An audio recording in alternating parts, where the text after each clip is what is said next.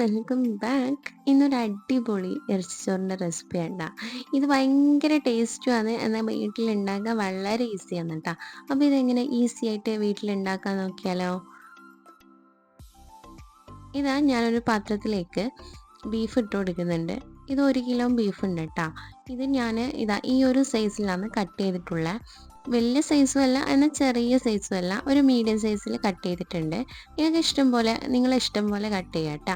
അപ്പോൾ ഇതിലേക്ക് 1/2 ടീസ്പൂൺ മഞ്ഞൾപ്പൊടി ഇട്ടിട്ടുണ്ട്, 1 ടേബിൾ സ്പൂൺ മല്ലിപ്പൊടി, അതേപോലെ 1 ടീസ്പൂൺ ഗരം മസാല, അതേപോലെ 1 table spoon ginger garlic paste കൂടി ഇട്ടിട്ട് നന്നായിട്ടൊന്ന് മിക്സ് ചെയ്തെടുക്കുക.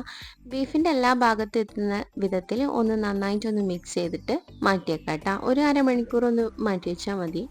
അരമണിക്കൂർ ടൈം ഇല്ലെങ്കിൽ ഒരു 10 മിനിറ്റെങ്കിലും വെക്കാം കേട്ടോ. ഞാൻ കുറച്ച് വെജീസ് എടുത്തിട്ടുണ്ട്. 4 സവാള, 3 തക്കാളി, അതേപോലെ കുറച്ചധികം പച്ചമുളക്, കുറച്ചധികം തന്നെ എടുക്കാനുണ്ട്. പിന്നെ പുതിനയിലയും മല്ലിയിലയും കേട്ടോ. ഇതൊക്കെ ഒന്ന് കട്ട് ചെയ്തിട്ടുണ്ട്. പച്ചമുളക് അധികം എടുക്കാൻ പറയുന്നത് നമ്മൾ ഇതിലേക്ക് മുളക് പൊടി ചേർക്കുന്നില്ല. അതുകൊണ്ട് പച്ചമുളകിൻ്റെ അളവ് കുറച്ച് കൂട്ടിയിട്ട് എടുക്കാം കേട്ടോ. എരിവ് നിങ്ങൾക്ക് വേണ്ടുന്ന എരിവ് അനുസരിച്ചിട്ട് എടുത്താൽ മതി. ഞാനൊരു കുക്കറിലേക്ക് ഓയിൽ ചൂടാകുന്ന ടൈമിൽ ഞാൻ സവാള ഇട്ട് കൊടുക്കുന്നുണ്ട്. ജസ്റ്റ് ഒന്ന് വഴറ്റാൻ വേണ്ടു കേട്ടോ, അധികമായിട്ടൊന്നും വഴറ്റണ്ട. നമുക്കിപ്പോൾ ഇതിൽ ബീഫ് ഇട്ടിട്ട് ഒന്ന് വിസിലടുപ്പിക്കുന്നതുകൊണ്ട് തന്നെ അധികം വഴറ്റൊന്നും വേണ്ട. ഒരു ചെറിയ രീതിയിലൊന്ന് വഴണ്ട് വരുമ്പോഴത്തേക്കും നമുക്ക് ബാക്കിയുള്ള വെജീസ് ഇട്ട് കൊടുക്കാം കേട്ടോ. ഞാൻ തക്കാളി ഇട്ട് കൊടുക്കുന്നുണ്ട്. തക്കാളി ഇട്ടെടുത്തതിന് ശേഷം പച്ചമുളക് ചോപ്പ് ചെയ്തത് കൂടി ഇട്ട് കൊടുക്കുന്നുണ്ട് കേട്ടോ. പിന്നെ മല്ലിയിലയും പുതിനയിലയും ചോപ്പ് ചെയ്തത് കൂടി ഇട്ട് കൊടുക്കുന്നുണ്ട്. എന്നിട്ട് മൊത്തത്തിലൊന്ന് വഴറ്റിയെടുക്കാം കേട്ടോ. ജസ്റ്റ് ഒന്ന് വഴറ്റിയാൽ മതി. നിങ്ങൾക്ക് വേണമെങ്കിൽ ഇങ്ങനെ വഴറ്റൊന്നും വേണ്ട, എല്ലാം ഒന്നിച്ചിട്ട് കൊടുത്തിട്ട് ഒന്ന് വിസിലടുപ്പിച്ചാൽ മതി കേട്ടോ. ഞാനൊന്ന് വഴറ്റുന്നതേ ഉള്ളൂ.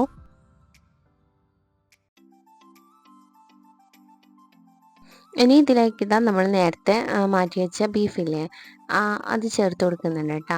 ബീഫൊന്ന് ചേർത്ത് കൊടുത്തതിന് ശേഷം നന്നായിട്ടൊന്ന് മിക്സ് ആക്കുക. ഇനി ഇതിലേക്ക് 2 പൗഡേഴ്സ് ഇട്ട് കൊടുക്കുന്നുണ്ട്.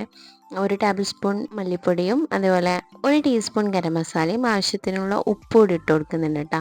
പിന്നെ ഉപ്പ് ഇട്ട് കൊടുത്തതിന് ശേഷം കുറച്ചൊന്ന് മിക്സ് ആക്കുക.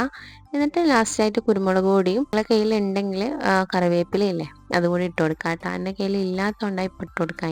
അപ്പോൾ ഉണ്ടെങ്കിൽ കറിവേപ്പിലയും കൂടി ഇട്ട് കൊടുക്കാം കേട്ടോ. നന്നായിട്ടൊന്ന് മിക്സ് ആക്കിയതിന് ശേഷം കുക്കറിൻ്റെ അടുപ്പ് അടച്ചിട്ട് ഒരു 6-7 വിസിലാകുന്നവരെ ഒന്ന് വെയിറ്റ് ചെയ്യാം കേട്ടോ.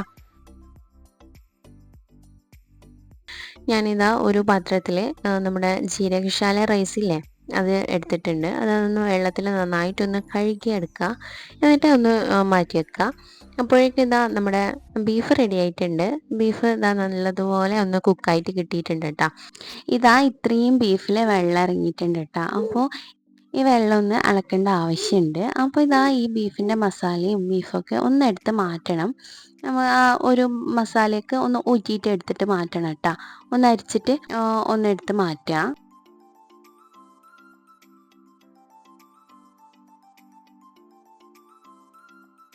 കണ്ടില്ലേ, ഇങ്ങനെ ഒന്ന് ഊറ്റിയിട്ടൊന്ന് മാറ്റി വെക്കാം കേട്ടോ. നമുക്ക് ഇത്രയും വെള്ളം കിട്ടിയിട്ടുണ്ട്. ഇതെനിക്ക് 2 കപ്പോളം വെള്ളം കിട്ടിയിട്ടുണ്ട് കേട്ടോ. അപ്പോൾ ഇനി ബാക്കി 5.5 കപ്പ് വെള്ളം നമുക്ക് നോർമൽ വാട്ടർ യൂസ് ആക്കേണ്ട ആവശ്യമുള്ളൂ. ഒരു പാത്രത്തിലേക്ക് 1/2 കപ്പ് ഓയിലും കുറച്ച് നെയ്യും ചേർത്ത് കൊടുത്തിട്ടുണ്ട് കേട്ടോ. ആ നെയ്യ് ഇടുന്ന വീഡിയോ എൻ്റെ ഒന്ന് മിസ്സായിപ്പോയി. ഇനി 4-5 ഗ്രാമ്പും കൂടി ഇട്ട് കൊടുത്തിട്ടുണ്ട്. എന്നിട്ട് ബീഫിൻ്റെ ആ ഒരു വെള്ളം കൂടി ചേർത്ത് കൊടുക്കുന്നുണ്ട്. ബാക്കി നോർമൽ വാട്ടർ കൂടി ചേർത്ത് കൊടുത്ത് ആവശ്യത്തിനുള്ള ഉപ്പ് കൂടി ചേർത്തിട്ട് നന്നായിട്ടൊന്ന് മിക്സ് ആക്കുന്നുണ്ട്. ഒന്ന് അടിച്ച് വെച്ചിട്ട് ഒന്ന് നന്നായിട്ട് തിളക്കുന്നവരെ ഒന്ന് വെയിറ്റ് ചെയ്യുക. തിളച്ച് വന്ന വെള്ളത്തിലേക്ക് നേരത്തെ മാറ്റി വെച്ച ആ ഒരു ബീഫിൻ്റെ മസാല ഉണ്ടായില്ലേ അത് ചേർത്ത് കൊടുക്കുന്നുണ്ട്.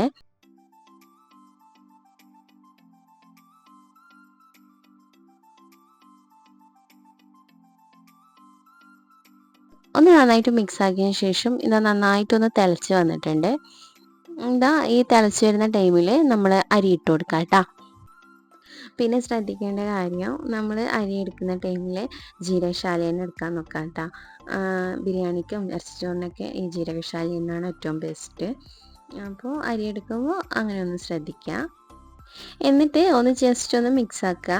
എന്നിട്ടൊന്ന് തിളച്ച് വരുന്നേരം ഒന്ന് അടച്ച് വെച്ചിട്ട് കുക്കാക്കാം കേട്ടോ. ഇതൊരു 5 മിനിറ്റ് ഒന്ന് അടച്ച് വെച്ചതിന് ശേഷം ഇത് നന്നായിട്ടൊന്ന് തിളച്ച് വന്നിട്ടുണ്ട്. എന്നിട്ടൊന്ന് ജസ്റ്റ് ഒന്ന് മിക്സ് ആക്കിയതിന് ശേഷം ഒന്നുകൂടി ഒന്ന് അടച്ചു വെക്കാം കേട്ടോ. ഒരു 5-10 മിനിറ്റ് ഒന്ന് അടച്ച് വെച്ചിട്ട് ഒന്നുകൂടി കുക്കാക്കണം. പിന്നെ ഈ ടൈമിൽ മീഡിയം ടു ഹൈ ഫ്ലെയിമിൽ തന്നെ ഇട്ടിട്ടൊന്ന് കുക്കാക്കി എടുക്കാം കേട്ടോ. ഇതാ വെള്ളമൊക്കെ നന്നായിട്ടൊന്ന് വറ്റി വന്നിട്ടുണ്ട്. ഇനി ഒന്ന് ജസ്റ്റ് മുകൾ ഭാഗത്തുള്ള അരി താഴ്ഭാഗത്തേക്കും താഴ്ഭാഗത്തുള്ള അരി മുകൾ ഭാഗത്തേക്ക് വരുന്ന രീതിയിൽ ഒന്ന് മിക്സാക്കി കൊടുത്താൽ മതി. അധികമായിട്ടൊന്ന് മിക്സാക്കി കൊടുക്കണ്ട. ജസ്റ്റ് ഒന്ന് പതുക്കെ ഒന്ന് മിക്സാക്കി കൊടുത്താൽ മതി. അല്ലെങ്കിൽ ചിലപ്പം അരിയൊക്കെ ഒന്ന് ഉടഞ്ഞു പോകാൻ ചാൻസ് ഉണ്ട്. അപ്പോൾ ഒന്ന് ജസ്റ്റ് ഒന്ന് പതുക്കെ ഒന്ന് മിക്സാക്കി കൊടുക്കുക. ഈ ടൈമിൽ മീഡിയം ടു ലോ ഫ്ലെയിമിലിട്ടിട്ട് കുക്കാക്കിയാൽ മതി. ഇതാ അടിപൊളിയായിട്ടുള്ള ഇറച്ചിച്ചോറ് റെഡി ആയിട്ടുണ്ട്. ഇത്ര സിമ്പിളാട്ടോ. അപ്പോൾ നമ്മൾ വീട്ടിൽ ഗസ്റ്റൊക്കെ വരുന്ന ടൈമിൽ പെട്ടെന്ന് ഉണ്ടാക്കി കൊടുക്കാൻ പറ്റിയ ഒരു ഫുഡാണ്. അപ്പോൾ ഇതെന്തായാലും ഒന്ന് വീട്ടിൽ ട്രൈ ചെയ്ത് നോക്കുക. പിന്നെ അധികം മസാലയൊന്നും ഇഷ്ടമല്ലാത്തവർക്ക് നന്നായിട്ട് ഇഷ്ടപ്പെടും ഈ ഒരു ഫുഡ്. അപ്പോൾ ഇതാ തൈരൊക്കെ കൂട്ടിയിട്ട് കഴിക്കാൻ അടിപൊളിയാണ്. അപ്പോൾ ഇത് വീട്ടിൽ ട്രൈ ചെയ്ത് നോക്കുക. എന്നിട്ട് നിങ്ങളുടെ ഫീഡ്ബാക്ക് അറിയിക്കുക. അപ്പോൾ ഈ വീഡിയോ ഇഷ്ടമായാൽ ലൈക്ക് ചെയ്യുക, ഷെയർ ചെയ്യുക, സബ്സ്ക്രൈബ് ചെയ്യുക. അടുത്ത വീഡിയോ ആയിട്ട് കാണുന്നവരെ ബായ്.